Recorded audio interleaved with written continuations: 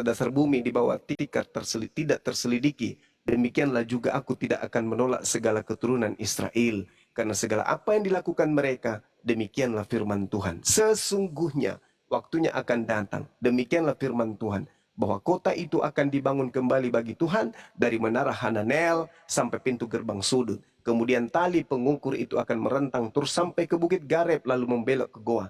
Dan segenap lembah itu dengan mayat-mayatnya dan abu korbannya dan segenap tanah di tepi sungai Kidron sampai ke sudut pintu gerbang kuda ke arah timur akan menjadi suci bagi Tuhan. Orang tidak akan meruntuhkan dan merobohkan lagi di sana untuk selama-lamanya. Jadi menurut Tuhan, ketika Tuhan membuat perjanjian dengan Bani Israel, tidak ada lagi materi untuk pengenalan Tuhan, karena mereka sudah mengenal Tuhan mereka. Orang Israel itu, Pak, baik yang masih kecil atau yang sudah dewasa, mereka sudah mengenal Tuhan. Makanya ketika kemudian ada Kristen muncul di abad keempat memperkenalkan Tuhan dalam bentukan baru, yaitu dalam rupa manusia, ditertawakan, Pak, sama orang Yahudi. Karena orang Yahudi itu sudah mengenal Tuhannya. Jangan lagi kau mengajar. Jangan lagi kau terima ajaran. Tidak usah lagi orang mengajar sesamanya. Sebab aku Tuhan sudah mengenalkan diri kepada kalian. Mereka sudah mengenal Tuhan mereka kok. Kenapa tiba-tiba muncul pengajaran baru di luar Bani Israel? Tuhan keluar jadi bayi. Ini ajaran baru. Tuhan baru, sembahan baru. Orang Yahudi mana ada? Coba orang Yahudi tanya, "Weh, saudaraku Yahudi, ya paman, kalian kenal Tuhan?" Kenal.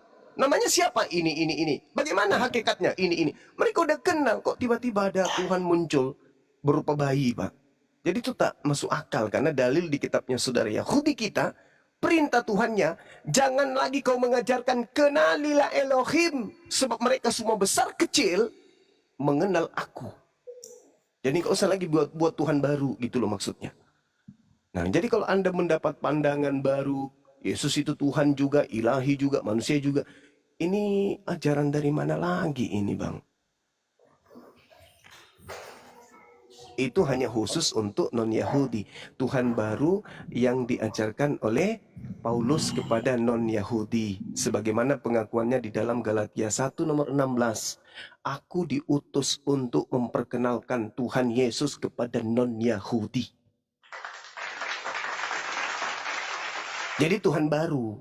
Makanya Tuhan Kristen itu roh. Sedangkan Tuhannya Yahudi itu bukan roh. Gitu Pak Pendeta, silakan.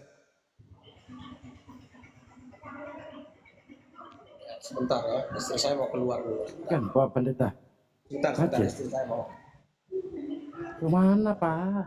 Kemana? Nah, jadi gini, saudaraku Juma.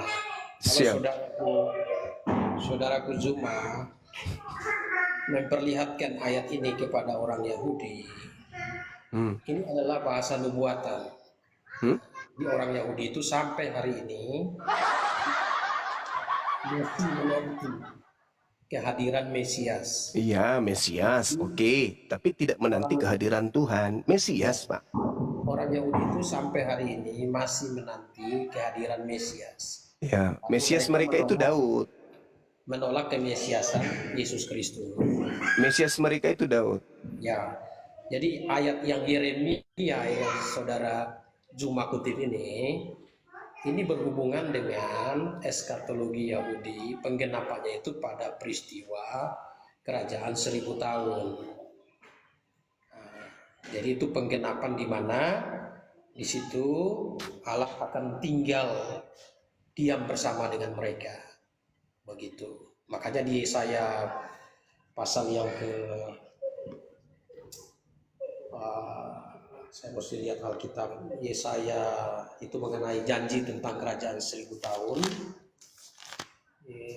Yesaya 65 itu, ya. Jadi itu konteksnya di situ. Yesaya. Robek Bibelnya Pak, pelan-pelan robek Bibelnya Pak. Lanjut. Ya, saja. Ya. Ayat 17 sampai 23 itu janji tentang kerajaan 1000 tahun. Sebab sesungguhnya aku menciptakan langit baru dan bumi baru, hal-hal yang dahulu tidak akan diingat lagi dan tidak akan timbul lagi di dalam hati. Tetapi bergiranglah dan bersorak-sorak untuk selama-lamanya atas apa yang kuciptakan, sebab sesungguhnya aku menciptakan Yerusalem penuh sorak-sorai dan penduduknya penuh kegirangan. Aku akan bersorak-sorak karena Yerusalem dan bergirang karena umatku.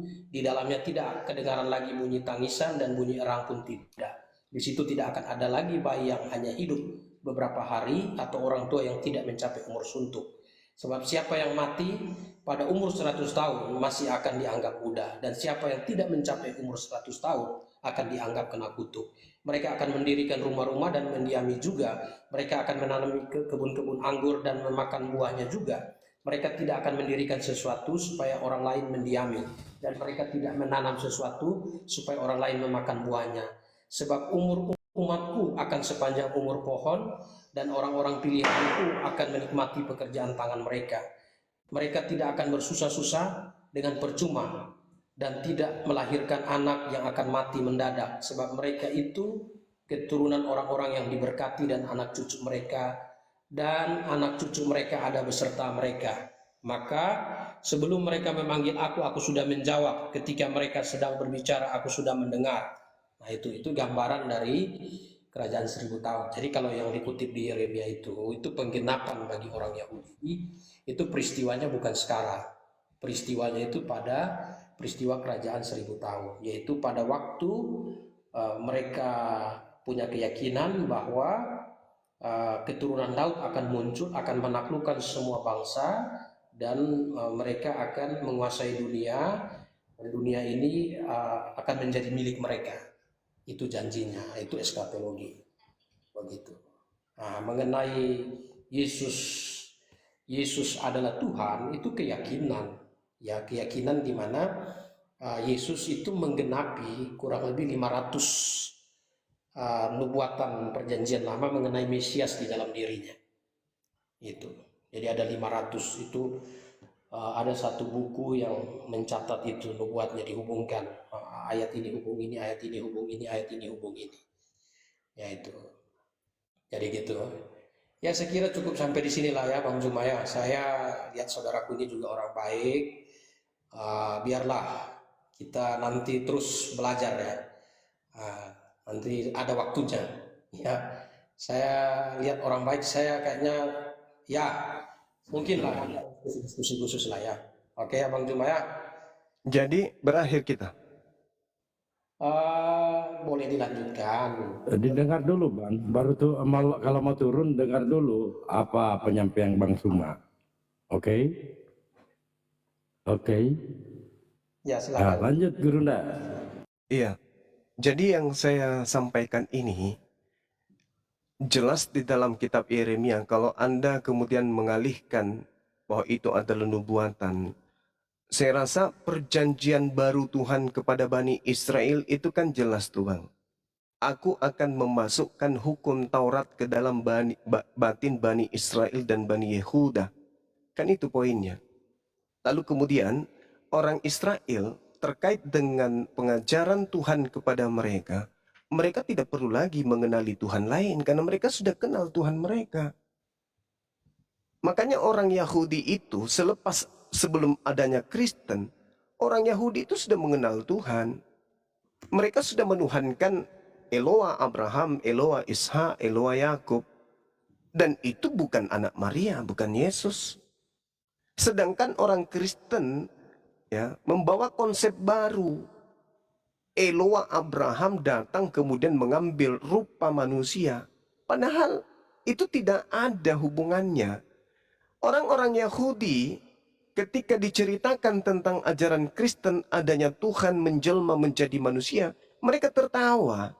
Karena di dalam konsep pemahaman Yahudi, rentetan para nabi yang datang kepada mereka, kitab-kitab diwahyukan kepada mereka, tidak ada satupun di antara mereka dari 12 suku bangsa Israel ini yang memahami, mengimani, mempercayai Tuhan itu datang dalam rupa manusia.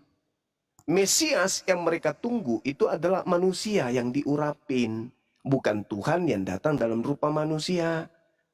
Jadi kalau misalnya saudara Kristen mengangkat sebuah konsep kemudian Tuhan datang berteofani, berkanosis menjadi manusia, itu sudah menyalahi konsep keyahudiaan. Karena Kristen ini memang dibentuk di Roma Yunani, di mana Roma Yunani konsep ketuhanan mereka itu prinsip kedewaan. Makanya yang ditemukan adanya keselarasan antara Trimurti dengan Trinitas. Tidak ada keselarasan antara tauhid, Tuhan yang ahad, dengan konsep yang diajarkan oleh Kristen. Nah, Kristen ini menggabungkan dua ajaran ini, makanya tidak pernah sinkron. Makanya dianggap Kristen ini bidat oleh Yahudi. Karena Kristen ya itu menggaungkan kemudian pengajaran konsep bertuhan yang menyalahi konsep yang ada yang datang kepada Bani Israel. Yang pada kesimpulannya adalah orang Yahudi tidak perlu lagi dilucuti otaknya dengan memahamkan ini loh Tuhanmu datang menjadi mati kemudian bangkit dari kubur untuk menjadi Tuhan. Itu enggak ada bagi mereka, itu enggak ada, itu lelucon bagi mereka.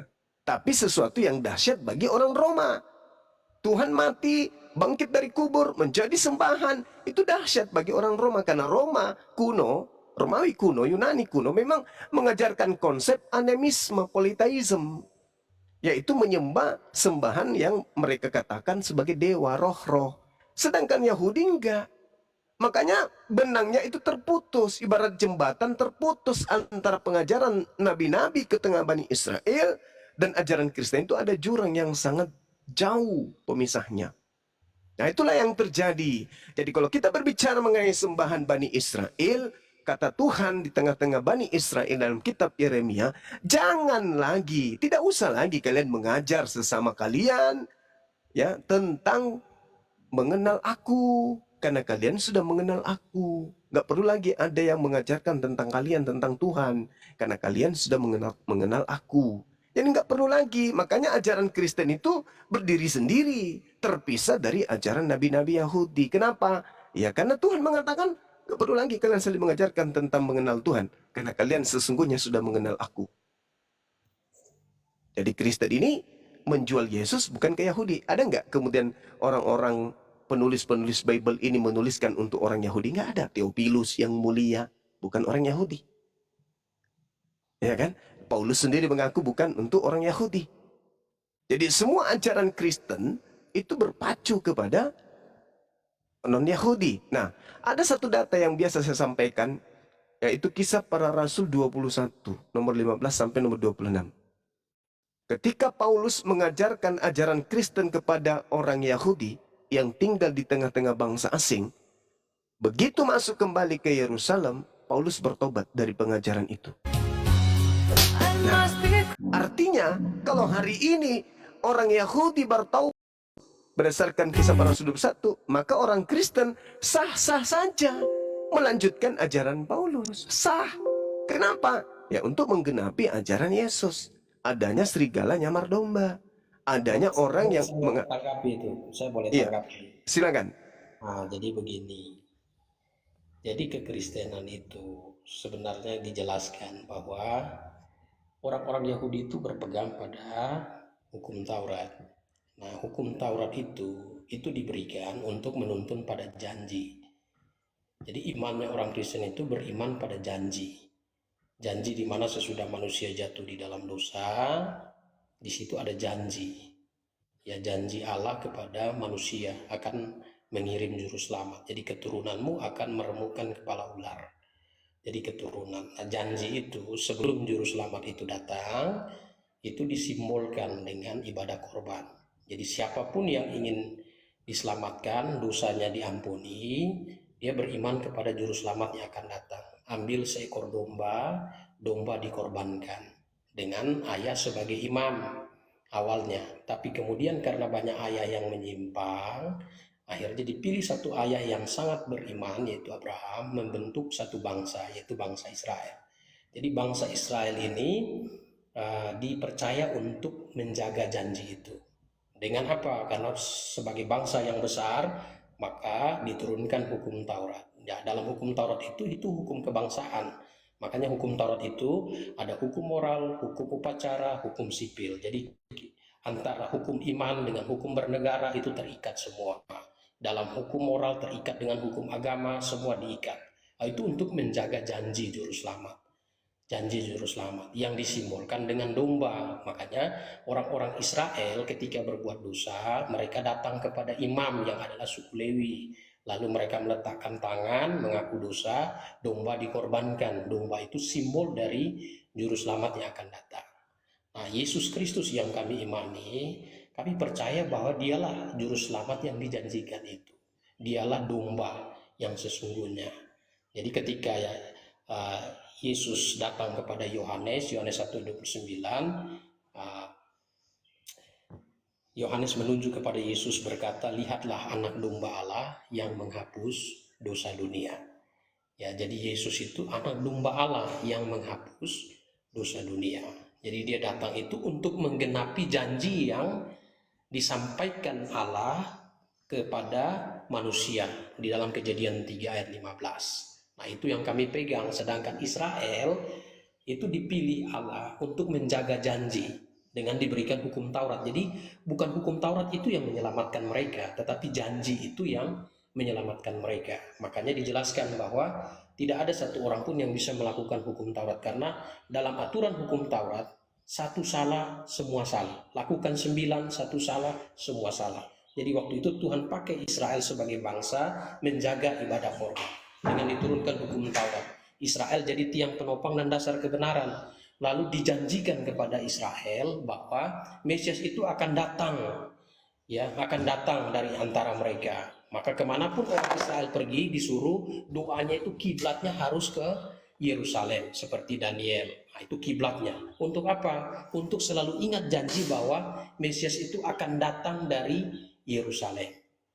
Nah, sesudah Yesus datang, lalu kemudian Yesus menyatakan diri sebagai Mesias. Nah, jadi peristiwa Yesus menyatakan diri sebagai Mesias, itu banyak juga yang tidak bisa menerima dia, termasuk orang-orang Yahudi, begitu, tidak bisa menerima dia. Tetapi dia Mesias dan dia Allah juga. Di kitab Ibrani pasal 1 ayat 6, Allah meminta para malaikat untuk menyembah dia. Itu. Jadi dari situ titik keyakinan kami mengapa kami Oke, sudah Pak Pendeta. Baik, terima Ya, kasih. silakan Gurunda. Yesus adalah Allah juga. Lanjut. Nah, ini dia. Inilah yang saya katakan bahwa Kristen ini penumpang dari luar. Itu fakta. Kita mau lari kemanapun itu fakta. Kristen tidak diakui. Kristen bukan ajaran dari 12 suku Bani Israel. Tidak ada nabi yang mengajarkan pola Kristen ini. Nggak ada. Tuhan datang dalam rupa manusia, separuh Tuhan, separuh manusia. Itu nggak ada ajaran kayak gitu. Itu ajaran yang diajarkan oleh orang-orang di luar Bani Israel. Dan kalaupun diajarkan kemudian di luar Bani Israel, itu sumbernya dari orang yang ngaku-ngaku dari Bani Israel itu sendiri. Nah, coba kalau kita kerucutkan permasalahan ini. Di dalam Matius 23, kan Yesus mengatakan, jangan kamu mengikuti ahli Taurat. Mereka hanya mengatakan Taurat, tapi mereka tidak mempraktekkan. Jangan ikuti itu. Lah, bedanya dengan Kristen? Kristen justru lebih parah lagi. Makanya Yesus mengatakan 2 kali lebih jahat. Matius 23 nomor 15. Celakalah engkau wahai ahli Taurat. Wahai orang munafik. Wahai orang Farisi. Engkau menjelajahi daratan, menyeberangi lautan, mentobatkan orang menjadi pengikutmu. Dan setelah menjadi pengikutmu, kau jadikan dia orang neraka dan 2 kali lebih jahat daripada engkau sendiri. Nah, apa buah dari ajaran ahli Taurat, ahli kitab, orang Israel, orang Farisi, ketika dia keluar dari Yerusalem mengajarkan sebuah agama? Apa buahnya? Ayah Kristen. Pengikutnya jadi apa ya? Jadi orang neraka. Enyahlah daripadaku, kalian semua adalah pembuat kejahatan. Aku tidak mengenal kalian. Siapa kalian ini? Pengikut Paulus. Siapa Paulus ini? Ahli Taurat, orang Farisi, orang munafik yang menjelajahi daratan, menyeberangi lautan. Kalau saudara Kristen menolak itu bukan Paulus, lalu siapa? Sekte apa? Bukankah dikatakan oleh Yesus sendiri, celakalah engkau wahai ahli Taurat. Kau menyeberangi lautan, menjelajahi daratan, mentobatkan orang menjadi pengikutmu, menjadi orang neraka. Siapa itu? Apa nama pengikutnya? Orang ahli Taurat, orang Farisi ini. Siapa orang Farisi ini yang menyeberangi lautan, menjelajahi daratan, dan membuat ajaran baru di luar Yahudi? Apa nama ajarannya? 2 kali lebih jahat daripada ahli Taurat itu mana?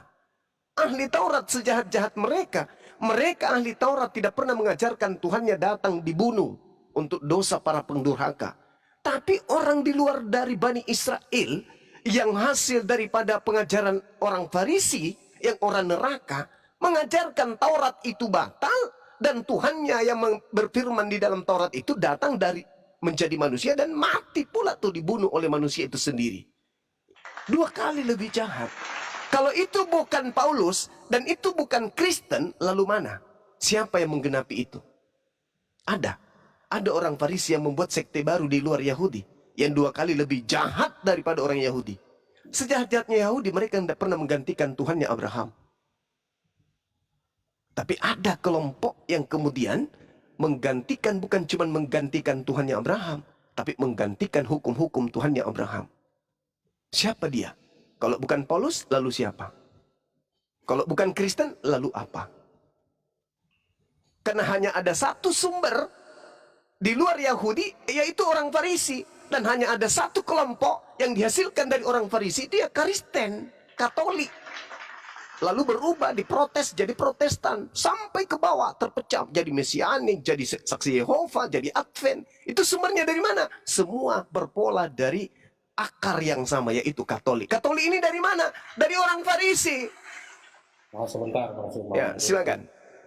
Kalau mengenai Katolik ini agak tidak tepat. Jadi Katolik itu baru muncul tahun 313. Nah, itu Konstantin. Sebelumnya itu sudah ada. Sejarah gereja itu ada, berakar dari mula-mula. Jadi gini, kekristenan itu, Rasul Paulus itu, dia itu melanjutkan mandat dari Rasul. Jadi Rasul itu adalah saksi mata, saksi hidup. Nah, saksi mata, saksi hidup mengenai siapakah Yesus Kristus. Ya, jadi awalnya juga para Rasul juga tidak begitu mengenal siapa Yesus. Tapi kemudian Yesus menyatakan diri kepada mereka, seperti yang disampaikan kepada Petrus waktu Yesus bertanya kepada Petrus, menurut kamu siapakah aku? Matius pasal 16 ayat yang ke-16 ya, ayat 15. Lalu Yesus bertanya kepada mereka, tetapi apa katamu, siapa aku ini? Maka jawab Simon Petrus, engkau adalah Mesias, anak Allah yang hidup. Kata Yesus kepadanya, berbahagialah engkau Simon bin Yunus, sebab bukan manusia yang menyatakan itu kepadamu, melainkan Bapakku yang di sorga. Dan aku berkata kepadamu, engkau adalah Petrus. Di atas batu karang ini aku akan mendirikan jemaatku dan alam maut tidak akan menguasainya. Jadi di atas batu karang ini, di atas pernyataan Petrus. Ya, di atas pernyataan Petrus. Jadi pengakuan Petrus itu dipegang. Nah, siapa yang percaya bahwa Yesus adalah Mesias, anak Allah yang hidup, maka dia jadi murid Kristus. Dia murid Kristus. Nah, murid Kristus ini yang kemudian hari oleh para lawan diplesetin menjadi Kristen di Antioquia. Begitu. Jadi Paulus ini, Rasul Paulus itu dia menerima wahyu dari Allah dan kerasulannya tidak diragukan oleh rasul-rasul yang lain. Nah, jadi iman Kristen itu berpatokan bahwa Yesus itu adalah juru selamat. Ya, dia juru selamat, dia yang menyelamatkan manusia. Dengan jalan apa? Ya, karena tidak ada manusia yang sempurna. Sesudah manusia jatuh dalam dosa, semua manusia berdosa. Ya, tidak ada yang berbuat baik. Di hadapan manusia baik, tapi di hadapan Allah dia tetap orang berdosa. Nah, dia tetap orang berdosa. Jadi tidak ada seorang pun yang berbuat baik. Begitu. Jadi Yesus datang ke dunia, dia menggenapi janji di Kejadian pasal 3 ayat 15. Kejadian 3 ayat 15. Kemana gurunda? Ya, ada pergi kan. Kebentar ya. Ya. Lanjut Bapak.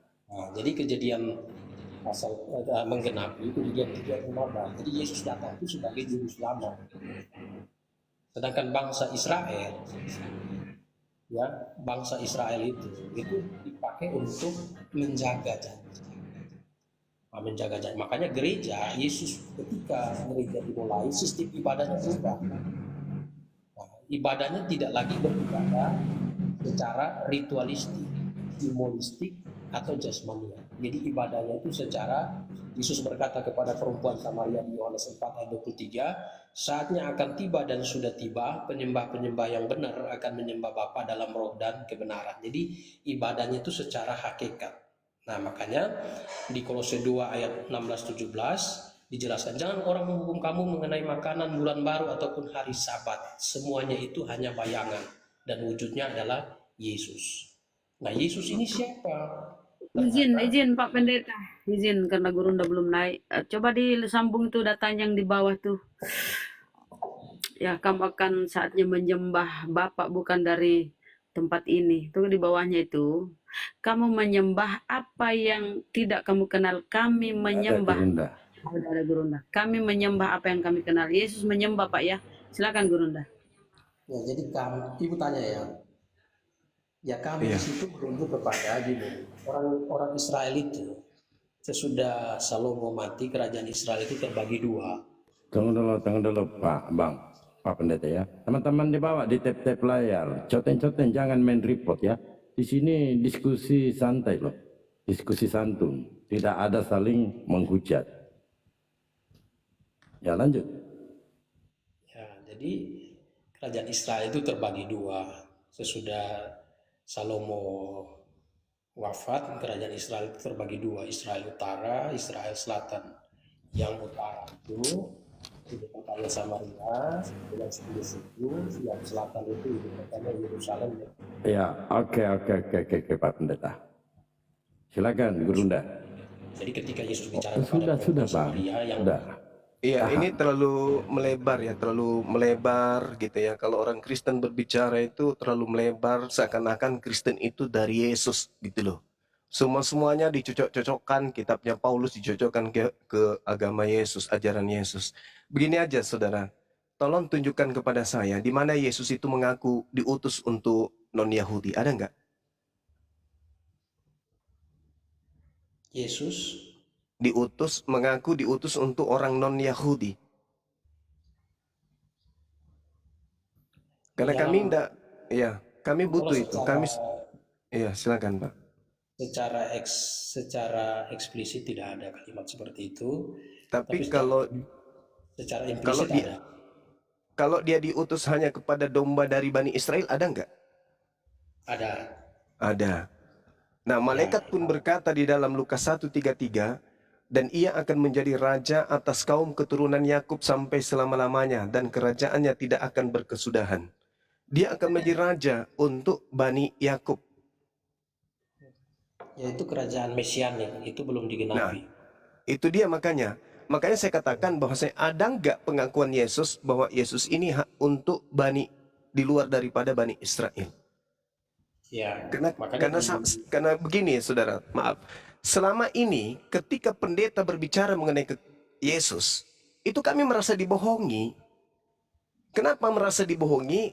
Karena Yesusnya jelas menyatakan dia diutus untuk Bani Israel saja. Tapi Kristen selalu datang membawa-bawa nama Yesus. Sedangkan Kristen tidak sanggup menunjukkan pengakuan Yesusnya kalau dia diutus untuk orang Kristen. Itu masalahnya, itu di situ ajanya. Kristen berbicara Yesus Mesias, dia penyelamat, dia juru selamat. Iya tahu, paham kami. Tapi ketika berbicara mengenai Yesusnya, ada nggak Yesus kemudian mengatakan, aku diutus untuk non-Yahudi? Kalau ada, berarti boleh. Kristen mengaku sebagai pengikut, tinggal dilihat mana ajaran Yesus yang diajarkan oleh Kristen. Tapi kalau tak ada itu, artinya Yesus ini hanyalah serigala yang nyamar domba. Karena Yesus memang mengatakan, waspadalah kepada serigala yang datang kepadamu, nyamar Yahudi, nyamar domba, nyamar Bani Yakub. Tapi kalau saudara pendeta mampu menunjukkan bahwa Yesus ketika pengajaran menjadi guru dia, menjadi rabi, menjadi imam di tengah-tengah Bani Israel, pernah mengatakan aku diutus juga untuk non-Yahudi, selesai kita. Tapi kalau tidak ada, berarti Pak Pendeta cuma menyatakan sesuatu kebohongan. Maaf nih. Yesus secara terang benerang mengatakan, aku diutus hanya kepada domba yang sesat dari umat Israel. Bisa nggak Kristen mematahkan argumentasi Yesus itu? Salah Yesus. Kamu itu diutus untuk kami juga yang ada di Indonesia. Nah, mana dalilnya? Ada nggak dalilnya itu, Bang? Ya, saya sampaikan ya. Ya, Bang, silakan. jadi gini, di dalam Yohanes 1 ayat yang ke-11 12. Ya, kalau yang tadi pernyataan bahwa untuk orang Yahudi Matius 10 ayat 56. Nah, Yohanes 11 12, ia datang kepada milik kepunyaannya. Tetapi orang-orang kepunyaannya itu tidak menerimanya. Jadi milik kepunyaannya itu orang Yahudi. Tapi orang Yahudi tidak menerimanya. Tetapi semua orang, nah kata semua itu termasuk saya orang Indonesia, tetapi semua orang yang menerimanya diberi kuasa supaya menjadi anak-anak Allah, yaitu mereka yang percaya dalam namanya. Ini pertama. Yang kedua, Yohanes pasal yang ke-10.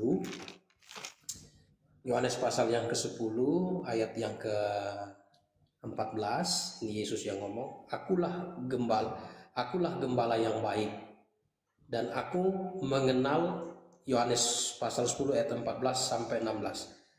Akulah gembala yang baik, dan aku mengenal domba-dombaku, dan domba-dombaku mengenal aku. Sama seperti Bapa mengenal aku, dan aku mengenal Bapa, dan aku memberikan nyawaku bagi domba-dombaku. Ada lagi padaku domba-domba lain yang bukan dari kandang ini.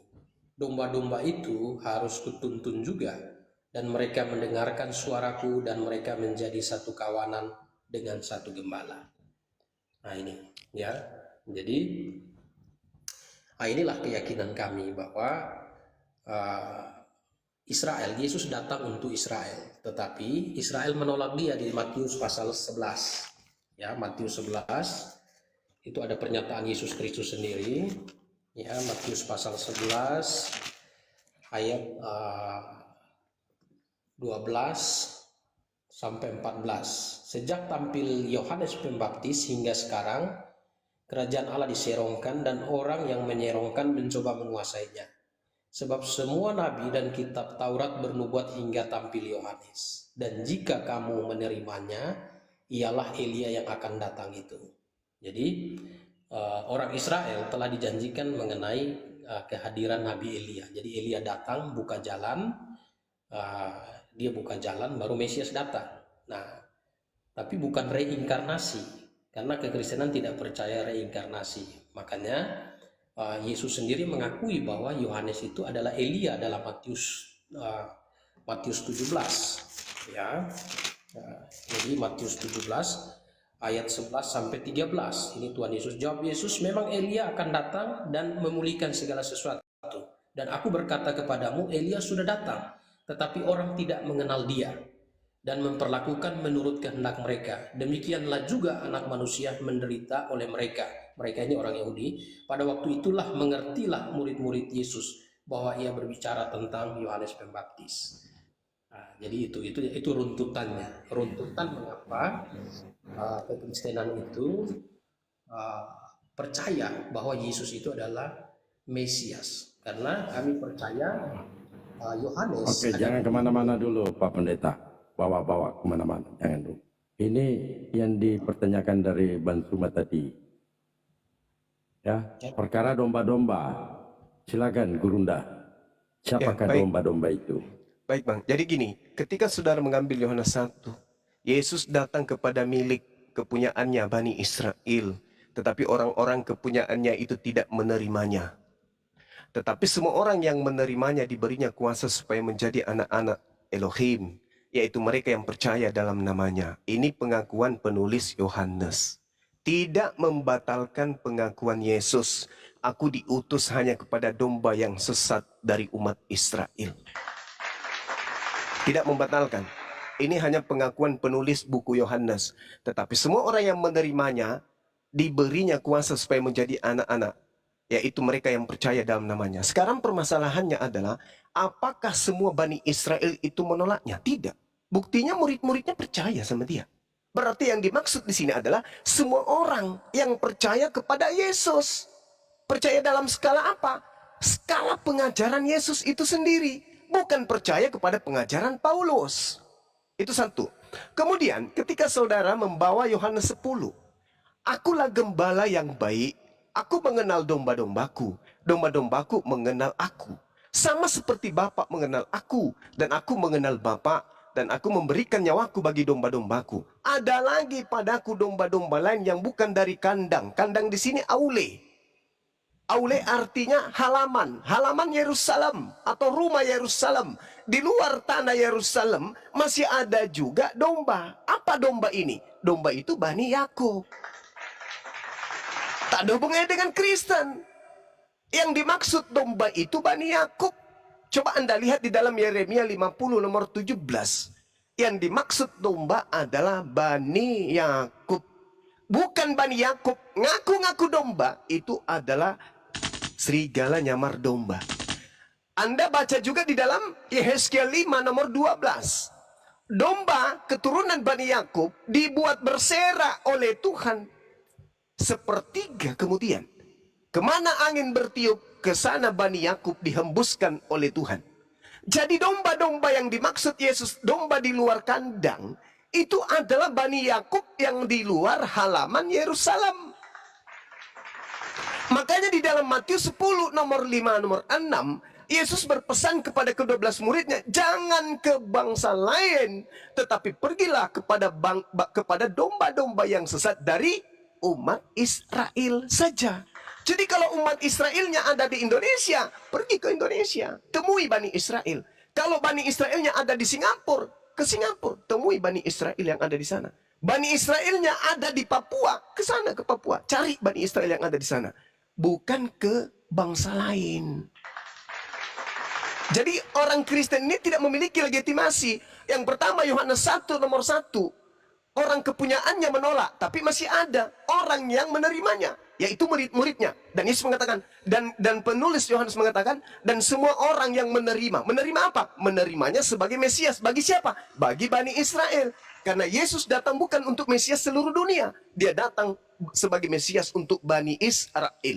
Yang menunggu Mesias bukan orang Indonesia, bukan orang Filipina, bukan orang Singapura, tetapi yang menunggu Mesias adalah orang Israel. Mesias apa yang ditunggu bagi mereka? Mesias yang mampu menyelamatkan dia dari perbudakan, dari tekanan penjajah. Selayaknya bagaimana kemudian Gedeon, bagaimana kemudian Hezekia, bagaimana kemudian Musa, bagaimana kemudian Salomo, Daud membebaskan mereka dari penjajahan-penjajahan yang ada kepada Bani Israel.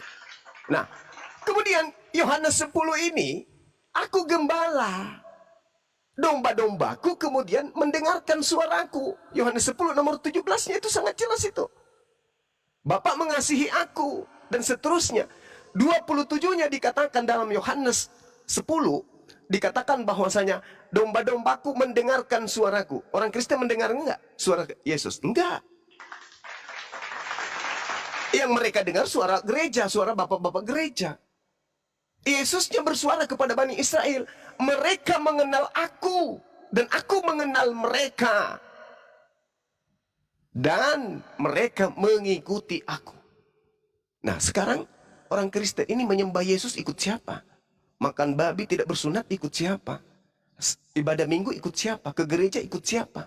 Merasulkan Paulus ikut siapa? Dombaku mendengarkan aku, dombaku mengikuti aku. Aku Yudaism taat. Aku penganut Taurat yang taat. Maka pengikutku harus melakukan itu. Karena mereka percaya kepadaku. Lah Kristen ada nggak nyambung-nyambungnya? Nggak nyambung. Makanya saya katakan kepada saudara, tolong, selama Kristen tidak mampu menunjukkan benang merah antara Yesus dengan Kristen, maka selama itu juga ketika Kristen menyuarakan Yesus, Yesus, Yesus, Yesus, Yesus, selama itu juga orang Kristen menyuarakan kebohongan.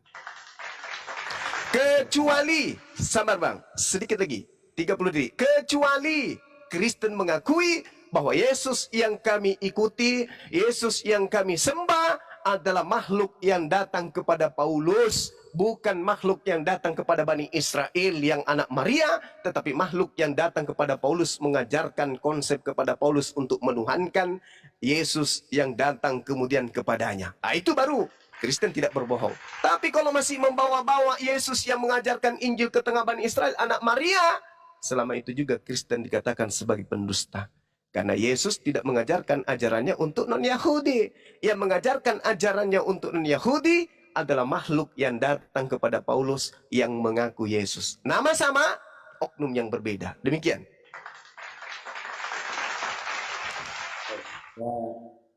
Saya coba tanggapi Bang Sumaya. Jadi gini, Matius 10 ayat 5 dan 6 itu kalau kita perhatikan itu Yesus yang ngomong bahwa pergilah kepada domba-dombaku yang hilang dari Israel, jangan menyimpang ke jalan bangsa lain atau ke jalan orang Samaria. Ya itu jelas ya, Matius 10 ayat 5. Ke-12 murid itu diutus oleh Yesus dan berpesan kepada mereka, jangan kamu menyimpang ke jalan bangsa lain atau masuk ke dalam kota orang Samaria, melainkan pergilah kepada domba-domba yang hilang dari umat Israel.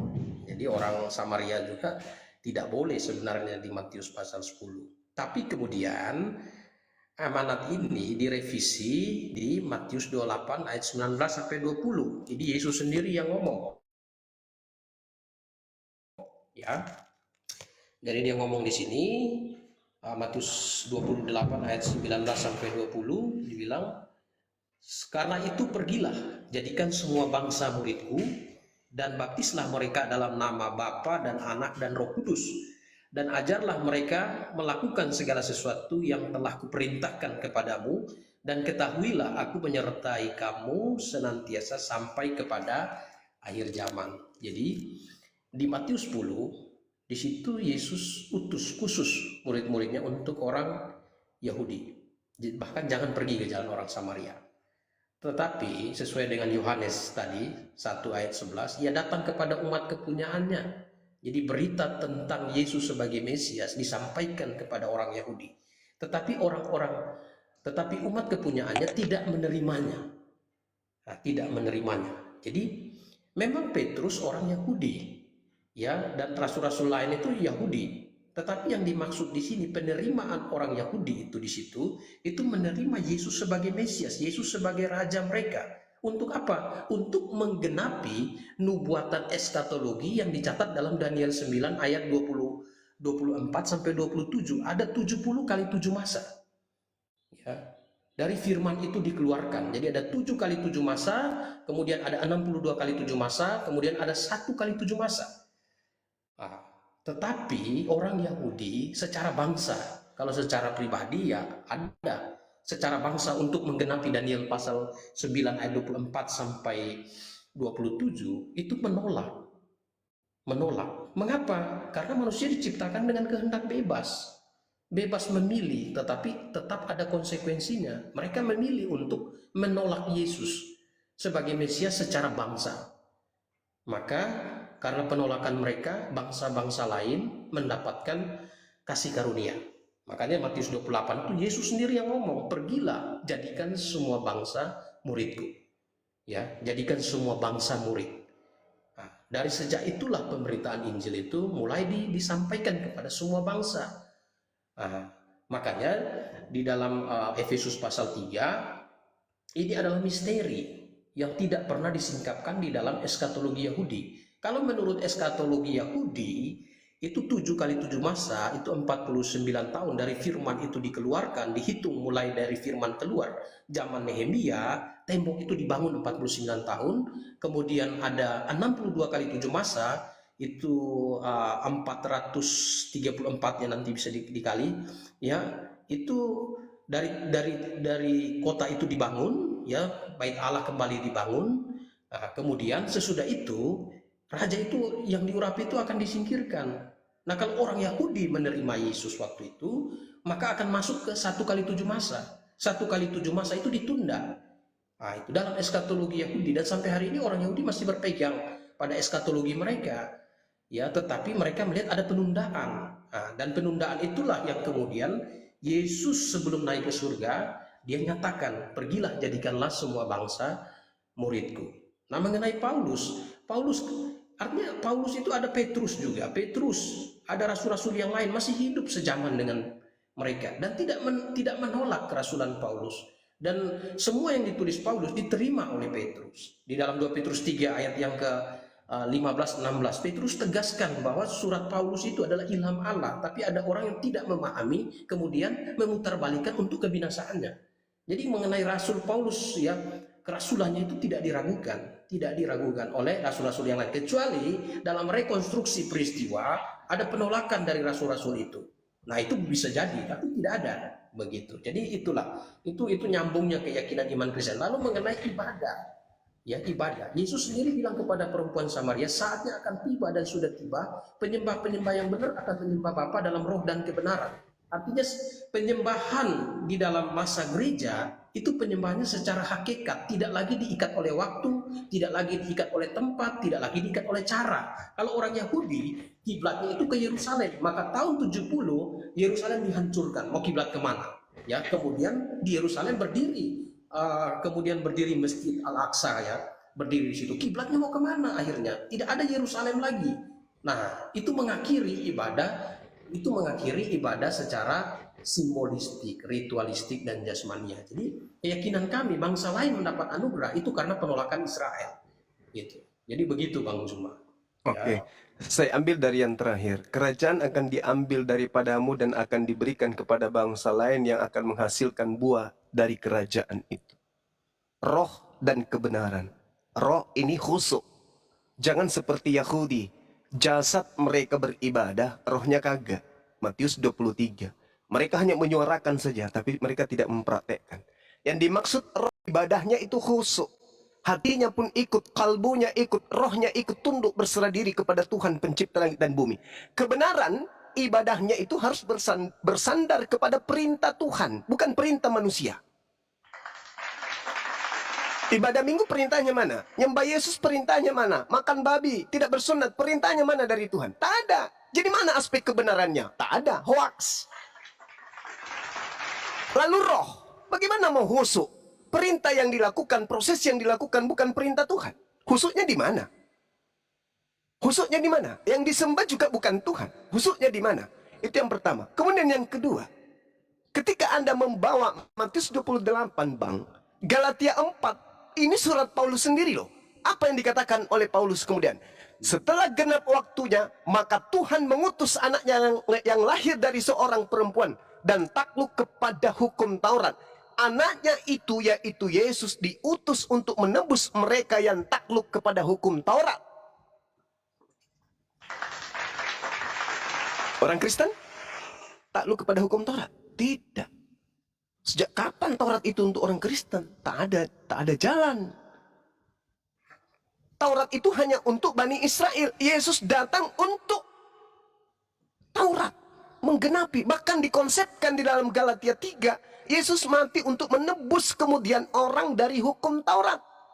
Berarti Yesus datang untuk menebus orang yang hidup di bawah hukum Taurat.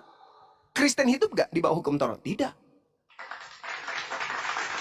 Itu yang pertama. Kedua, ketika saudara membawa Matius 28, coba Anda lihat manuskrip tertua. Ada nggak itu? Matius 28 nomor 19 itu? Nggak ada. Itu hanya sampai data nomor 15-nya. Berita yang harus tersiar sampai hari ini adalah berita tentang tentara upahan. Bukan tentang pergilah ke seluruh dunia. Itu penambahan berikutnya. Dan kalaupun itu dipaksakan, coba Anda sedikit untuk menggali. Original teksnya mengatakan apa? Mateteo. Mateteo itu artinya apa? Jadikanlah murid. Siapa yang mau dijadikan murid, wahai paman? Jadikanlah murid seluruh bangsa muridku. Jadikanlah murid seluruh bangsa muridku. Jadikan murid bangsa murid Yesus. Kita ini bukan bangsa muridnya, kita bukan Bani Yakub. Yang dimaksud daripada bangsa murid Yesus itu adalah Bani Yakub, Bani Israel. Jadi kalau dipaksakan pun, jadikanlah murid seluruh bangsa muridku. Artinya itu tadi, orang-orang Israel murid Yesus keluar meninggalkan tanah Yerusalem mencari murid-murid Yesus, mencari orang-orang yang berasal dari bangsa murid Yesus. Bangsa murid Yesus 12 suku bangsa Israel. Ajarlah mereka melakukan segala apa yang kuperintahkan. Nah pertanyaannya, murid Yesus pernah nggak diperintahkan kemudian untuk keluar ke Bani Israel? Tak ada kan? Matius 10, jangan ke bangsa lain. Berarti ajarlah segala apa yang pernah kuperintahkan. Jangan ke bangsa lain, jangan ke Indonesia. Jangan ke suku-suku di luar dari Bani Yakub. Ajarlah mereka. Nah sekarang mari kita deteksi. Kristen ini dengan pola yang Pak Pendeta tadi ajarkan, katanya tidak lagi ritual-ritual. Siapa yang ngajarin? Sedangkan di dalam Ulangan 4, jangan kau menambahi, jangan kau mengurangi. Jelas itu di kitabnya orang Yahudi. Bahkan Yesus Matius 5 nomor 19. Barang siapa yang meniadakan sedikit pun, meskipun yang paling terkecil dari hukum Taurat, maka dia akan menempati tempat terhina. Jadi tak ada hubungannya. Cuman Kristen ini menyambung-nyambungkan supaya dianggap domba. Padahal domba itu Bani Israel. Makanya saya katakan kepada saudara, ketika Anda menggunakan Matius 28 nomor 19, Mateteu itu artinya jadikanlah murid. Coba Anda buka di Google. Jadikanlah murid seluruh bangsa muridku, berkesinambungan dengan pengakuan Yesus. Pergilah, tetap jangan ke bangsa lain, tetapi pergilah kepada kepada domba dari umat Israel. Berkesesuaian. Jadikanlah murid seluruh bangsa muridku, pergilah kepada umat Israel. Berkesesuaian. Berkesesuaian juga dengan Yohanes 1 nomor 11 nomor 12. Setiap orang, yang orangnya mana? Orang yang percaya kepada dia, bukan setiap manusia. Makanya di dalam pengajaran Yesus tidak akan pernah kita temukan menyeru kepada seluruh umat manusia. Selalunya menyeru kepada Bani Israel, Bani Israel, Bani Israel, Bani Israel, Bani Israel. Di luar daripada itu, serigala nyamar Bani Israel. Itu poin, Bang. Kecuali, sekali lagi, ini yang kedua kalinya. Kecuali orang Kristen mau jujur mengakui bahwa kami ini adalah pengikut makhluk yang datang kepada Paulus mengaku Yesus, yang datang di Pulau Patmos mengaku Sang Bintang Timur. Itulah yang kami ikutin. Karena yang mengajarkan menyembah Yesus itu Yesus yang asli nggak pernah. Yang mengajarkan menghalalkan seluruh makanan Yesus yang asli tidak pernah. Yang mengajarkan ibadah minggu Yesus yang asli tidak pernah. Yang mengajarkan kekristenan Yesus yang asli tidak pernah. Yang mengajarkan Alfa dan Omega Yesus yang asli tidak pernah. Yang mengajarkan pergilah ke seluruh dunia Yesus yang asli tidak pernah. Jadi kalau pendeta mau jujur, sebenarnya kami Kristen ini, Bang, adalah pengikut makhluk yang datang kepada Paulus in the gang yang memakai nama Yesus. Selesai kita. Selesai kita. Berarti betullah kata Yesus, waspadalah kepada penyesat yang datang kepadamu, yang dengan memakai nama Yesus dan berkata akulah Yesus. Waktunya sudah dekat, jangan kau percaya. Murid-murid Yesus mendengarkan ini tidak percaya kepada ajaran Paulus. Yang percaya adalah pengikutnya, Bani di luar daripada Yahudi. Nah, kalau pendeta ingin jujur, memang Bang Suma Kristen itu tidak mengikuti anak Maria. Yang kami ikuti adalah makhluk roh yang datang kepada Paulus. Makanya kami menyembah roh. Karena yang datang kepada Paulus itu adalah roh, bukan manusia. Ingat Bang, di dalam pengakuan Paulus, Galatia 1 nomor 11, apa kata dia? Aku menerima Injil bukan dari manusia. Dengan kata lain, Paulus menerima pengajaran 13 bukunya bukan dari Yesus. Karena Yesus itu manusia. Gitu. Tetapi dari Yesus Kristus katanya. Nah, Yesus Kristus yang mana? Kalau Yesus Kristus yang anak Maria, dia anak manusia. Tetapi karena dia mengatakan bukan manusia tapi namanya Yesus, berarti makhluk roh yang bawa-bawa nama Yesus. Karena Yesus yang berpesan, waspadalah kepada penyesat, simbolis, yang datang kepadamu dengan memakai namaku dan berkata, akulah dia. Waktunya sudah dekat, jangan kau percaya. Berarti ada penyesat, ada simbolis yang muncul nanti setelah Yesus terangkat ke langit dengan memakai nama Yesus. Siapakah dia? Itulah yang disembah oleh Kristen hari ini. Demikian. Baik, saya tanggapi ya mengenai manuskrip segala macam. Tidak ada keraguan bagi kami bahwa Matius 28 ayat 19 sampai 20 itu ada di dalam apograf ya, atau di dalam autografnya ada, apografnya ada. Nah, itu ya, Olatic version itu ada. Nah, mengenai tadi Matius 28 ayat 19, ini kan bahasa Yunaninya ini gini. Ya, dia bilang memang betul itu murid. Matete sete panta ta etne. etne, itu etnos, etno, itu bangsa. Ya, jadi itu bangsa, semua pantai itu semua. Jadi semua.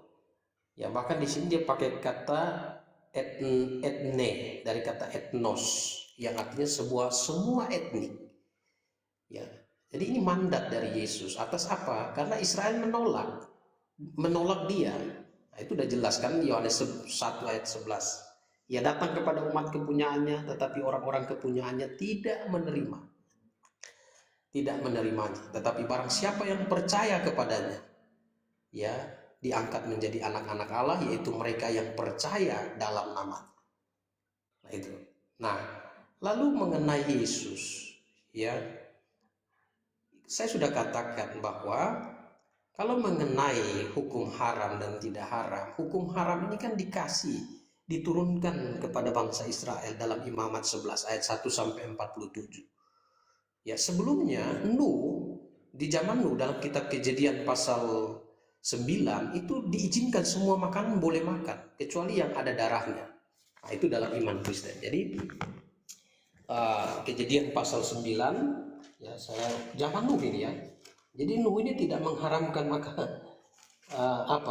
Kejadian pasal 9 ya ayat 3 ya, 3 sampai 5. Segala yang bergerak yang hidup menjadi makananmu, segala yang bergerak ya, arti semua. Aku telah memberikan semuanya itu kepadamu seperti juga tumbuh-tumbuhan hijau. Hanya daging yang masih ada darahnya, yakni darahnya, jangan kamu makan. Tetapi mengenai darah kamu, yakni nyawa kamu, aku akan menuntut balasnya. Dari segala binatang aku akan menuntut, dan dari setiap manusia aku akan menuntut nyawa sesama manusia. Jadi kita perhatikan ayat 3 itu, bahwa segala yang bergerak yang hidup menjadi makananmu. Aku telah memberikan semuanya itu kepadamu.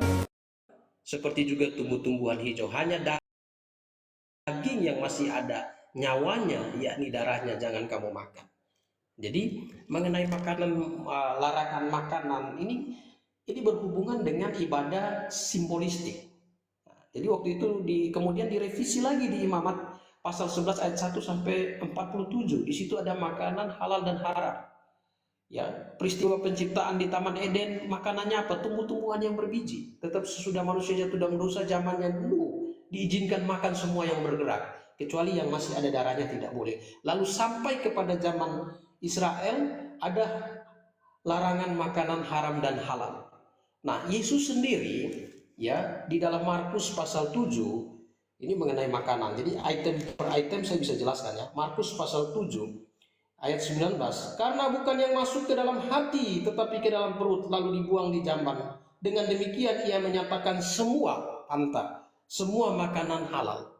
Jadi Yesus.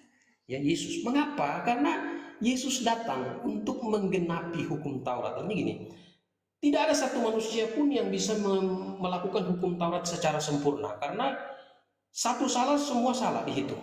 Maka Yesus datang menggenapi, Yesus yang sanggup melaksanakan hukum Taurat secara sempurna. Makanya di kitab Ibrani dikatakan ia tidak berdosa. Dia mengalami kelemahan daging sama seperti kita, tapi dia tidak berdosa. 1 Petrus 2 ayat 22. Ia tidak berbuat dosa dan tipu tidak ada dalam mulutnya. Itu Yesus. Dia menggenapi. Maksud penggenapan apa? Menggenapi di dalam dirinya semua hukum Taurat, semua hukum, semua prinsip-prinsip hukum tidak dilanggar satupun. Semua sempurna dilakukan oleh Yesus. Dia genapi itu. Dengan matinya di atas kayu salib, Efesus 2 ayat 15. Ya, dia membatalkan seluruh hukum Taurat dengan ketentuan dan perintah-perintahnya. Artinya apa? Ibadah ritualistik, simbolistik diakhiri dan masuk ke dalam ibadah dalam roh dan kebenaran. Ibadah dalam kebenaran itu apa? Ya, Yohanes 17 ayat 17. Yesus Kristus berkata, "Firman-Mu adalah kebenaran." Jadi ibadahnya itu harus sesuai dengan firman Tuhan, sesuai dengan ajaran yang diajarkan oleh firman Tuhan.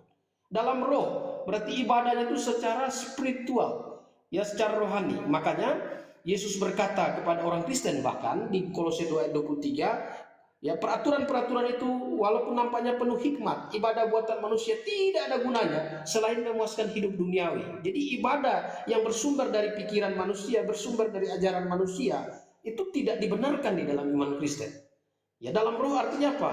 Harus beribadah dalam roh. Nomor satu orang Kristen harus lahir baru. Maka Yesus bicara kepada Yohanes, ya jikalau engkau tidak dilahirkan dari air dan roh, engkau tidak dapat masuk ke dalam kerajaan Allah. Jika engkau tidak dilahirkan, lahirkan dari air dan roh itu apa? Lahir dari air dan roh artinya ketika orang menerima Injil Yesus Kristus, Efesus 1 ayat 13, di dalam dia kamu juga ketika kamu mendengar firman kebenaran, yaitu Injil keselamatan, di dalam dia kamu juga ketika kamu percaya, dimeteraikan dengan Roh Kudus yang dijanjikan. Jadi ketika orang betul-betul percaya pada Yesus sebagai juru selamat, maka ada karya Roh Kudus di dalam hidupnya, mengubah dirinya dari yang seorang pengemabuk oleh pertolongan Allah diubah. Itu dalam keyakinan iman Kristen. Dari seorang yang suka omong kotor, suka berbuat yang tidak benar, Roh Kudus memampukan dia untuk berubah. Maka di 2 Korintus 5 ayat 17 Rasul Paulus berkata, ya, yang lama sudah berlalu dan yang baru sudah datang, ya, menjadi ciptaan baru di dalam Kristus. Nah, itu. Jadi dalam keyakinan iman Kristen tidak ada keraguan mengenai wahyu yang diterima. Tidak ada keraguan, ya, karena tidak ada rasul-rasul yang meragukan itu dan tidak ada jemaat yang meragukan itu. Karena sebelum Paulus menerima pewahyuan itu, sudah ada orang Kristen, sudah ada jemaat, sudah ada orang percaya, dan tidak ada yang meragukan itu. Mereka menerima. Makanya 2 Korintus 12 ayat 12 Rasul Paulus bilang, segala sesuatu yang membuktikan aku adalah rasul sudah dilakukan di tengah-tengah kamu dengan tanda-tanda dan mujizat. Sudah nyata, tidak ada keraguan. Nah itulah, itu sebabnya sampai kapanpun untuk meruntuhkan iman Kristen dengan argumen-argumen yang tidak sistematis kelihatannya agak sulit, saudaraku Juma. Ya, oke. Baik. Jadi cobalah kita lihat paparan saudara kita Pak Pendeta ini. Apa yang dijual kemudian? Ajaran-ajaran Paulus. Dari mana dia mendapatkan pengajaran Paulus ini? Dari makhluk yang bernama Yesus itu. Ada nggak Yesus membatalkan hukum Taurat? Mana ucapannya? Tak ada. Kalau Yesus yang asli, Yesua, ya saya sebut aja Yesua ya, untuk mewakili yang asli.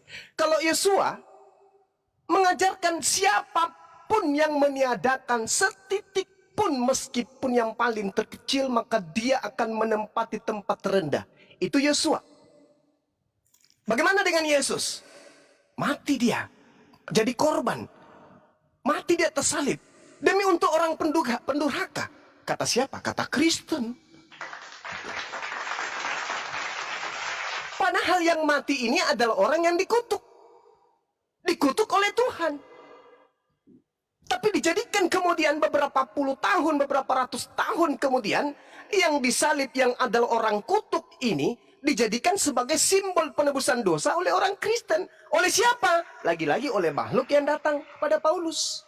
Yesus terangkat, muncul 30 tahun kemudian, makhluk mengaku Yesus kepada Paulus.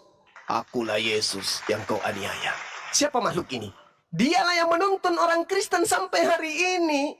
Membawa-bawa nama Yesus kemana-mana. Padahal nama Yesus yang dia bawa itu adalah Yesus yang lain. Bukan Yesus Yesua. Hamasya bukan.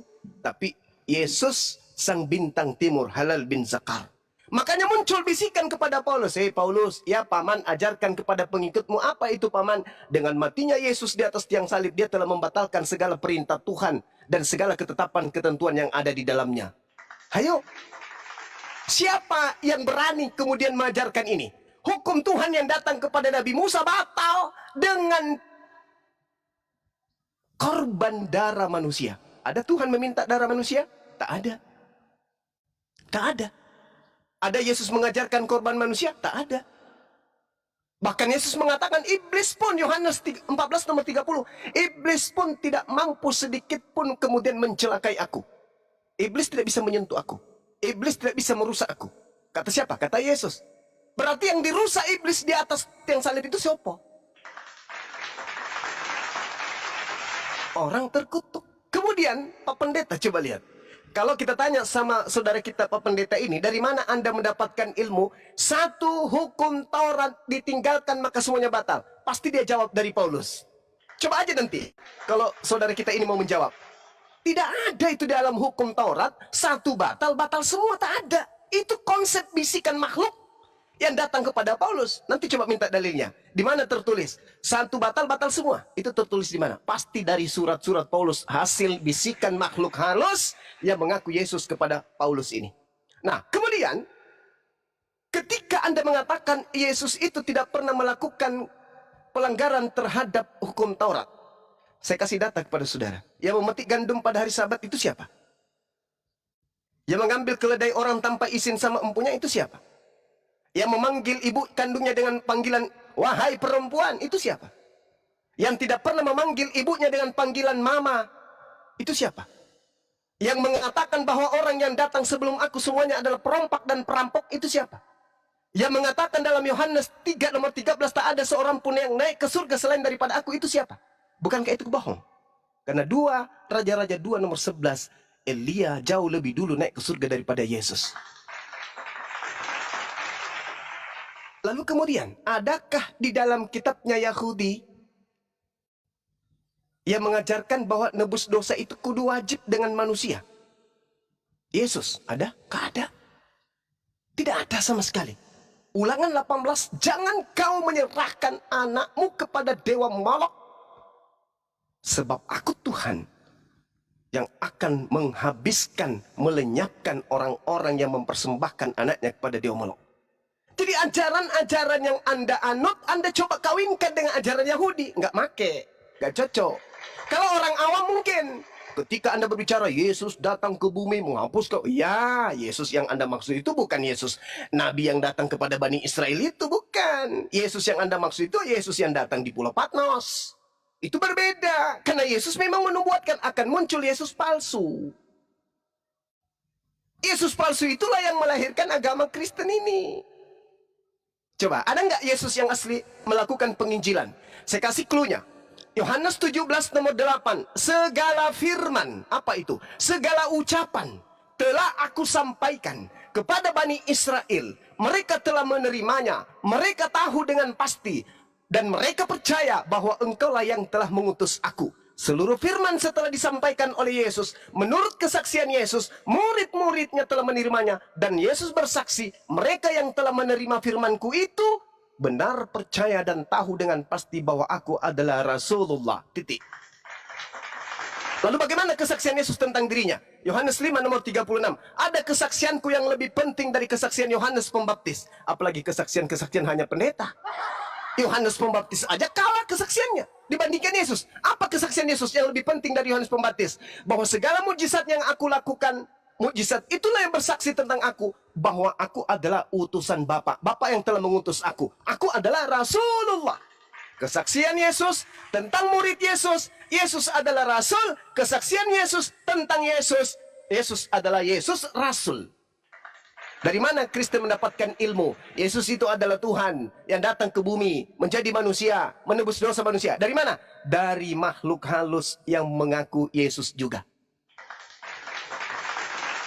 Ending pengajaran Yesus harus berakhir kepada kesaksian Yesus. Bukan kesaksian gereja. Bukan kesaksian makhluk halus. Bukan kesaksian Paulus. Tapi ending dari pengajaran Yesus itu adalah kesaksian dirinya. Siapa Yesus menurut Yesus? Siapa Yesus menurut mamanya Yesus? Siapa Yesus menurut bapak tirinya? Siapa Yesus menurut saudara sekandungnya? Siapa Yesus menurut tantenya? Siapa Yesus menurut Yesus? Itu yang penting. Jangan siapa Yesus menurut orang Kristen. Jangan. Karena Kristen memiliki Yesus sendiri. Yesus yang mana? Bintang timur, sang gilang gemilang.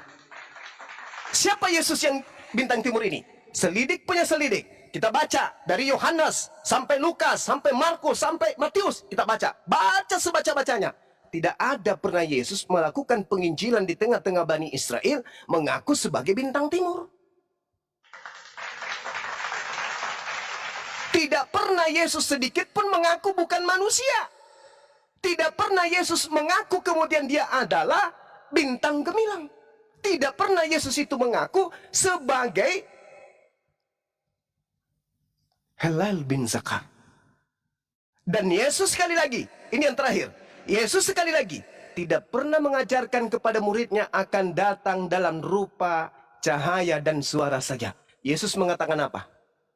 Waspadalah kepada penyesat yang datang kepadamu. ngaku Yesus, membawa namaku, mengatakan akulah Yesus. Apabila ada orang berkata ada Yesus di sini, ada Yesus di sana, jangan kau percaya.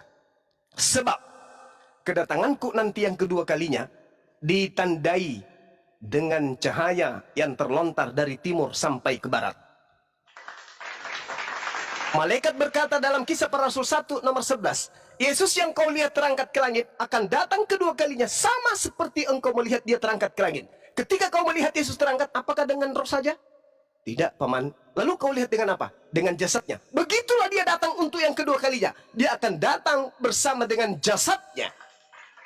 Pertanyaannya, yang datang kepada Paulus lengkap jasad? Tidak. Apa saja yang datang kepada Paulus? Hanya suara dan sinar.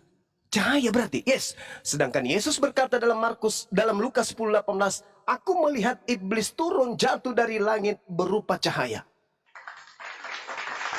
Waspadalah kepada penyesat yang datang kepada mengaku Yesus dan berkata akulah Yesus. Waktunya sudah dekat. Jadi saudara, ini yang ketiga kalinya. Kalau Kristen kemudian mau mengakui dengan jujur bahwa Yesus yang kami percayai adalah Yesus yang datang kepada Paulus berupa cahaya dan suara, selesai kita. Tapi selama Kristen masih membawa-bawa nabi yang datang ke tengah-tengah Bani Israel, selama itu juga Kristen harus mempertanggungjawabkan di mana Yesus yang datang di tengah-tengah Bani Israel mengaku akulah Alfa dan Omega. Akulah sang bintang timur. Di mana Yesus pernah mengajarkan itu? Sedangkan Yesus mengatakan segala firman telah aku sampaikan dan mereka telah menerimanya dan mereka percaya dengan pasti bahwa engkaulah yang telah mengutus aku. Engkaulah yang telah mengutus aku. Berarti aku bukan Alfa, aku bukan Omega, karena aku utusan. Tetapi ada makhluk mengaku Alfa dan Omega. Itu siapa? Kata Yesus, waspada kepada penyesat yang datang dengan memakai namaku.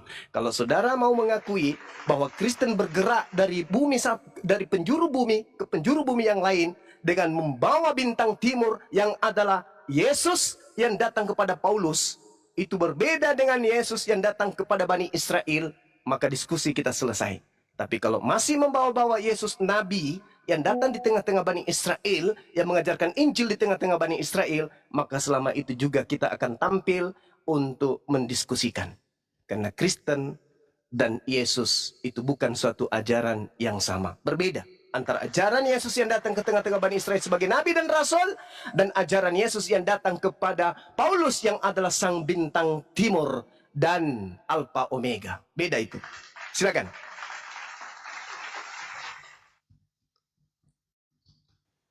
Baik, terima kasih. Jadi gini, yang pertama saya akan jawab dulu mengenai yang tadi lakukan 91 tidak lakukan itu di Yakobus. Saya bacakan dulu ya. Yakobus ini. Tapi ini Yakobus pasal 2 ayat 10 sampai saya menjawab rasa penasaran dari saudara Gujuma. Yakobus 2 ayat 10 dan 11. Jadi dia bilang, sebab barang siapa menuruti seluruh hukum itu, tetapi mengabaikan satu bagian daripadanya, ia bersalah terhadap seluruhnya. Sebab ia yang mengatakan jangan berzina, ia mengatakan juga jangan membunuh. Jadi jika kamu tidak berzina tetapi membunuh, maka kamu menjadi pelanggar hukum juga. Jadi bukan Rasul Paulus yang ngomong ya. Yang ngomong ini adalah Yakobus ya, Yakobus 2 ayat 10 sampai 11. Nah, kemudian yang berikut mengenai hukum Taurat, membatalkan hukum Taurat. Nah, ini Yesus yang ngomong di dalam Matius pasal yang ke 11 ya, Matius pasal 11 ayat 13. Sebab semua nabi dan kitab Taurat bernubuat hingga tampil Yohanes. Jadi ada masa. Jadi janji yang diberikan kepada Israel mengenai hukum Taurat itu berlakunya sampai tampil Yohanes. Nah, ini ayat yang paralel dengan Lukas 6 ini pernyataan Yesus yang kemudian diparalelkan dengan Lukas 16 ayat yang ke-16. Ya. Lukas 16 ayat yang ke-16 dibilang, hukum Taurat dan kitab para nabi berlaku sampai kepada zaman Yohanes. Ya, jadi hukum Taurat dan kitab para nabi berlaku sampai kepada zaman Yohanes. Nah, ini di dalam kekristenan ini ada yang disebut dengan istilah dispensasi. Jadi, kalau kita melihat seluruh Alkitab itu ada beberapa dispensasi. Nah, ya, dispensasi. Dispensasi ini berhubungan dengan tata ibadah. Ya, berhubungan dengan janji. Jadi pusat dari keyakinan iman Kristen itu bukan pada hukum Tauratnya, bukan pada bangsa Israelnya, tapi pusat dari keyakinan iman Kristen adalah janji yang sudah diberikan di dalam Kejadian 3 ayat 15. Ya, bahwa akan muncul keturunan perempuan, dan Yesus itu keturunan perempuan, artinya dia tidak dikandung dari benih laki-laki. Nah, jadi dia betul-betul keturunan perempuan, dilahirkan dari seorang perawan. Itu dalam keyakinan iman Kristen. Jadi dispensasi yang pertama ada dispensasi masa kekudusan, itu mulai dari penciptaan manusia sampai kejatuhan. Kemudian dispensasi yang kedua dari kejatuhan manusia sampai hukum Taurat diturunkan. Artinya sebelum ada hukum Taurat, sebelum masa Musa, orang beribadah secara simbolik dengan yang menjadi imam di situ adalah ayah. Ayah dengan ibadah simbolik yaitu domba korban. Setiap orang yang berdosa, ayah pimpin ibadah. Ya, ayah pimpin ibadah, anak berbuat dosa, ayah korbankan domba, domba simbol dari juru selamat yang akan datang. Itu peristiwa Ayub 1 ayat 4 dan 5. Nah, kemudian dispensasi hukum Taurat dimulai dan hukum Taurat diturunkan sampai pada zaman Yohanes tampil. Nah, ini diberikan. Hukum Taurat itu adalah ikatan perjanjian hanya khusus untuk orang Israel. Itu jelas. Mazmur 147 ayat 19 sampai 20. Itu khusus hanya untuk Israel. Ya. Nah, itu diakhiri kapan? Akhirnya itu pada waktu Yohanes tampil. Tadi saya sudah bacakan. Yesus sendiri yang ngomong. Matius pasal 11 ayat 13 diperjelas di dalam Lukas 16 ayat 16. Jadi sejak Yohanes tampil, ibadahnya itu berubah. Mengapa? Karena sejak Yohanes tampil, domba yang disimbolkan di dalam perjanjian lama. Tadi saudaraku Juma bilang pengorbanan. Israel itu ada ibadah korban, imamat, ada imamat pasal 1 sampai pasal 7 itu bicara tentang korban domba, ibadah korban domba, ibadah pengampunan dosa. Ya, dan itu simbol dari juru selamat yang akan datang, menggenapi Kejadian 3 ayat 15. Jadi ketika Yesus muncul, maka Yohanes menuju kepada Yesus. Yohanes berkata, lihatlah anak domba Allah yang menghapus dosa dunia. Nah, kemudian dispensasi dari Yohanes tampil sampai nanti hari pengangkatan, ini dispensasi keimamatan setiap orang percaya. Lalu nanti ada lagi dispensasi 1 kali 7 masa. Ini dispensasi masa tribulasi, kekuasaan antikristus. Habis itu ada lagi dispensasi dari pengangkatan sampai penghakiman Aras Putih. Ini kerajaan 1000 tahun. Aras Putih baru masuk dalam kegagalan. Nah, itu kami memang ambil Alkitab dari pandangan dispensasi seperti itu. Lalu mengenai surga, di dalam Alkitab mencatat surga kami itu 3 fase. Makanya ada Firdaus, ada Yerusalem baru, ada kekekalan. Begitu. Jadi iman Kristen sama sekali tidak terpisah antara apa yang diimani, yang diajarkan oleh Yesus. Yesus yang muncul di tengah-tengah orang-orang Israel pada waktu itu diteruskan. Paulus tidak menerima wahyu baru dalam arti dari yang seperti tadi bintang timur itu merujuk kepada Lucifer. Enggak. Yang Paulus itu ya mendapat pewahyuan dari Yesus Kristus. Nah, itu keimanan kami. Ya, kenapa? Karena saksi mata tidak ada yang menolak. Rasul-rasul yang pada waktu itu ada 11 ditambah dengan pengganti Yudas 12 dan ada jemaat pada waktu itu, tidak ada satupun yang menolak Rasul Paulus. Dan Petrus legitimasi surat-surat Paulus di dalam surat 2 Petrus pasal 3 ayat 15-16 itu dilegitimasi sebagai firman Allah. Ya, jadi mau sampai kapan berdebat tidak masalah, ini keyakinan. Ya, kita tidak masalah, beradu argumen tidak masalah. Yang penting seperti sekarang dengan data. Kita masing-masing akan pulang, akan duduk tenang memikirkan. Saya akan memikirkan semua apa yang disampaikan saudaraku Juma. Saya kaji lagi. Saya ini seorang pembelajar, begitu ya. Jadi gitu ya, saudaraku Juma. Saya kira kita cukup sampai di sini. Karena saya harus kerjakan lain lagi, besok ada kegiatan, sore saya ada kegiatan juga.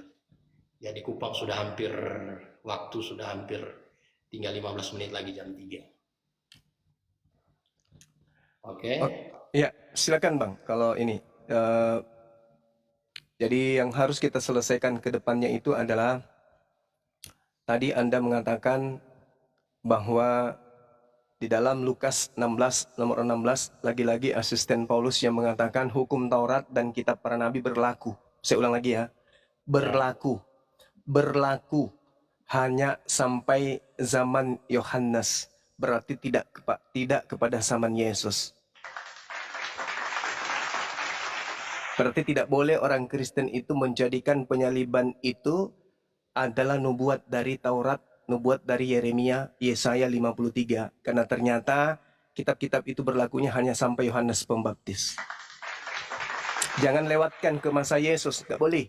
Karena Lukas sendiri yang mengatakan hukum Taurat dan kitab para nabi berlaku sampai kepada zaman Yohanes. Zamannya Yesus nggak berlaku berarti. Berarti nubuatan-nubuatan yang ada di dalam hukum Taurat, katanya yang berlaku dalam kitab para nabi, seperti dia dalam bilur-bilurmu dia telah menyembuhkan kita bla bla bla bla bla, Yesaya 53 itu untuk Yesus, ternyata endingnya hanya sampai kepada Yohanes. Gugurlah harapan yang selama ini memang hanya hayalan-hayalan. Oke, Lukas telah menyatakan itu.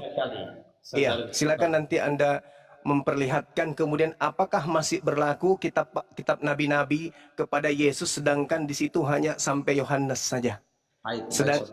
Iya, kalaupun dipaksakan Bang, kalaupun dipaksakan ternyata Yohanes sang pembaptis pun itu ditangkap dan disalibkan, dibunuh juga dia. Ya, Berarti penganiayaan yang dinubuatkan itu berlaku untuk Yohanes, tidak untuk Yesus, karena hanya untuk sampai ke Yohanes saja. Saya kira begitu, saudara. Dipikirkan, direnungkan, siapkan materi Anda, kita akan berhadapan lagi. Silakan. Nanti tema berikutnya itu, saudaraku Juma. Ya, iya, baik. silakan. Ya baik. Terima kasih untuk semuanya. Terima kasih. Ya, betul. Jadi teman-teman sekalian, tema saya dengan Pendeta Martin beberapa tahun yang lalu ini, sampai dia menghilang sampai detik ini, tidak pernah lagi muncul